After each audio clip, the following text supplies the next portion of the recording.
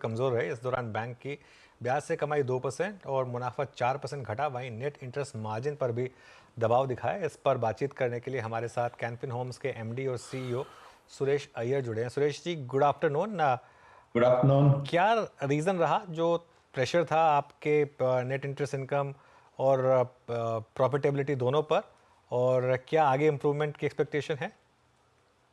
देखिए, last year हमारा जो ईयर एंड पे जो हमारा 2.67 का स्प्रेड था, वो obviously during the year increase होता गया बिकॉज हमारे एसेट साइड पे रीप्राइसिंग होता गया। जबकि ईयर बिगिनिंग में हमारे जो लास्ट क्वार्टर के जो बोरोइंग्स थे उनका इम्पैक्ट हमको बिगिनिंग ऑफ द ईयर में इम्पैक्ट हुआ है। बिकॉज सारे जो Q4 में हमने जो शॉर्ट टर्म बोरोइंग्स किए थे वो almost at higher rates 30 to 40 bips higher rate पे हमने बोरो किए थे। तो ये क्वार्टर में जाके हम उसके थोड़े रीप्राइसिंग हुआ है and we have replace them at lower rates, तो उसकी वजह से थोड़ा फर्क पड़ेगा। लेकिन मेरे ख्याल से ये जो 2.55 to 2.6 का जो है, this is the regular normal जो हम समझ सकते हैं आगे जाके भी चलेगा। ओके, सुरेश जी, इस समय देश में बड़ी डिबेट चल रही है कि क्या आ, सारा का सारा पैसा जो है, डिपॉजिट्स वगैरह हैं, वो बैंक्स की बजाय स्टॉक मार्केट में जा रहे हैं और इसकी वजह से बैंकों की कॉस्ट ऑफ फंड्स काफ़ी बढ़ रही हैं। आप हालांकि एनबीएफसी हैं क्या, लेकिन आपका भी कोई कोई व्यू तो होगा इस टॉपिक पर, कि क्या वाकई में ये इम्पैक्ट कर रहा है आपको भी? देखिए, हमारे भी जो मेन फंडिंग सोर्स जो है वो तो बैंक्स ही है। तो बैंक से हमारा 60% बोरोइंग जो है वो बैंक्स के है। सो ऑब्वियसली बैंक्स का जब बोरोइंग कॉस्ट बढ़ रहा है तो वो जो हमें पास ऑन कर रहे हैं वो भी थोड़ा बढ़ रहा है। They are trying to put pressure and जो कि हमारे जो मोस्ट ऑफ द बोरोइंग्स जो है बैंक से हमने जो ले रखे हैं वो रेपो रेट लिंक्ड है। इसकी वजह से अभी तक उसमें ज्यादा चेंज हुआ नहीं है। लेकिन जहां भी MCLR लिंक बोरोइंग्स हमने की है वहां थोड़े रेट्स बढ़ रहे हैं और MCLR रेट्स बैंक्स बढ़ा रहे हैं। तो उसका प्रेशर है मेरे ख्याल से। जब तक ये बैंक का रेट कम होने शुरू नहीं होगा और रेपो रेट जब तक इंडिकेशन नहीं आएगा रिडक्शन का, तब तक ये थोड़ा और बढ़ने की संभावना है। बट हमारे जो MCLR लिंक जो बैंक बोरोइंग्स है वो थोड़े कम है। ऑलमोस्ट मेजोरिटी हमारे जो बैंक बोरोइंग्स है वो रेपो लिंक्ड है। जो आप कह रहे हैं कि थोड़ी सी और कॉस्ट ऑफ बोरोइंग बढ़ सकती है, ये 7.58% पर इस क्वार्टर में आई है हाँ जी। Versus nearly 7.32% last year. And quarter on quarter भी हम देख रहे हैं करीब 18 बेसिस हाँ जी। 180 बिप्स का डिफरेंस है। मुझे ये बताइए, कितनी की तैयारी है? क्या ये 7.5% के आसपास रहेगा तो कंफर्ट है, या फिर ये इंच कर सकता है गोइंग फॉरवर्ड 8% के करीब? नहीं, अभी 7.58 जो है मेरे ख्याल से ये वीकेंड से अभी तक का मुझे लगता है इससे आगे बढ़ने की संभावना कम है। जैसे मैंने बताया आपको कि जो कमर्शियल पेपर्स जो है CP जो हमने फोर्थ क्वार्टर में बोरो किए थे वो हम थोड़े रिप्राइस करेंगे। और ये क्वार्टर में देर आर चांसेस कि बजट के बाद शायद ये अफोर्डेबल हाउसिंग फंड से भी थोड़े फंड्स रिलीज हो जाएं। जो ऐसा होगा तो वो कम रेट में मिलेंगे, तो इन दैट केस हमें बैंक बोरोइंग करने की जरूरत नहीं पड़ेगी। मैं आपका डिस्बर्समेंट का नंबर देख रही थी, इस ईयर ऑन ईयर करीब 6% डी ग्रोथ देखने को मिली है। आगे विजिबिलिटी कितनी है? ऑफ कोर्स आपने कहा बजट में देखना होगा कि अफोर्डेबल हाउसिंग को लेकर कितना थ्रस्ट आएगा, लेकिन इस समय जब आप अपने क्लाइंट से बातचीत कर रहे हैं, कितनी विजिबिलिटी है डिस्बर्समेंट्स में पिकअप की गोइंग फॉरवर्ड? देखिए, डिसबर्समेंट में ये ध्यान रखना जरूरी है कि ये जो क्वार्टर था Q1, ये पर्टिकुलरली एक इलेक्शन क्वार्टर था जिसकी वजह से अप्रैल एंड मई काफी स्लो रहा हमारे लिए डिसबर्समेंट में। और जहां मैं जून की बात करूं तो जून जो महीना है हमारे लिए it has been the second best month in the last 15 months. Only March 24 में हमारा डिसबर्समेंट जून से ज्यादा रहा है। सो इन दैट सेंस जो जून में पोस्ट इलेक्शन जो पिकअप हुआ है that has been very encouraging. And July भी इसी तरह से हमारे जो डिसबर्समेंट्स है और जो लॉगिन्स है और सैंक्शंस है वो काफी एनकरेजिंग रहे हैं। सो आई थिंक Q2 में ही आपको देखने को मिलेगा कि हमारे disbursements will start picking up.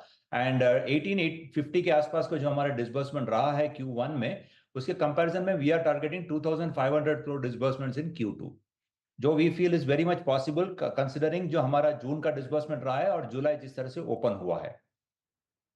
Suresh ji, आपके कॉस्ट कंपोनेंट्स को देख रहा था मैं, और इस बार के क्वार्टर में आपका selling general and administrative expenses जो हैं उसमें एक सब्सटेंशियल जंप है। I mean year year basis पे ऑलमोस्ट आई थिंक 18.67% है।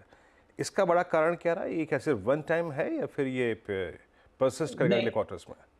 नहीं नहीं, देखिए last year in fact last quarter में हमने जनवरी से हमारे थोड़े अपग्रेड किए हैं इन आवर IT एक्सपेंसेस। तो since we are on a SaaS platform, तो मंथली रेंटल बेसिस पे ये आता है, तो वो रेंटल थोड़ा इंप्रूव हुआ है। सो Q4 से हमारे अबाउट 3 करोड़ जितना, 2 to 3 करोड़ के बीच का एक्सपेंसेस इंक्रीज हुए हैं on our IT expenses. And क्योंकि हमारा जो Q1 में हमारा जो प्रोविजन फॉर CSR है, बिकॉज हमारे प्रॉफिट्स लास्ट ईयर बढ़े हैं, देयरफॉर हमारा CSR का एक्सपेंस जो लास्ट टाइम 13 पॉइंट पूरे साल का था, वो इस टाइम 16 पॉइंट समथिंग करोड़ का हुआ है। सो 1 करोड़ का additional provision is because of CSR expenses, जो हम एवरी क्वार्टरली फेज आउट करते हैं।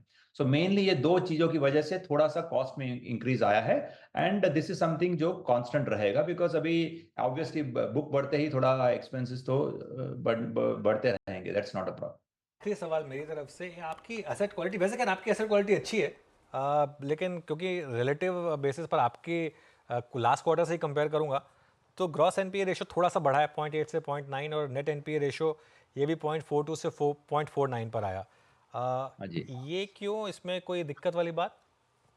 नहीं, देखिए दो चीज है इसमें। एक पहली बात तो ये है कि हमारे Q3 यानी दिसंबर 23 के जो रिजल्ट्स थे, उसमें भी हमारा ग्रॉस एनपीए वाज 0.91%, और अभी भी जाके इट इज 0.91%। सेकेंड थिंग, जो Q1 में इट्स एनीवे साइक्लिकल ट्रेंड जो देखा गया है, हर साल Q1 में एनपीए जरा इंक्रीज होते हैं and then slowly start coming down. Last year भी हमारे जो Q1 में थे 31 करोड़ का ग्रॉस एनपीए बढ़ा था, और इस क्वार्टर में 39 करोड़ का बढ़ा है। So it is a cyclical thing जो एवरी ईयर Q1 में होता है, देखने को मिला है एज ए इंडस्ट्री वाइज, क्योंकि मार्च में इतना प्रेशर रहता है रिकवरी का, और काफी हम पुश करते हैं, कस्टमर से रिक्वेस्ट करते हैं, तो ऑब्वियसली थोड़ा रिलैक्सेशन देना पड़ता है कस्टमर्स को भी। सो Q1 थोड़ा ठंडा ही रहता है।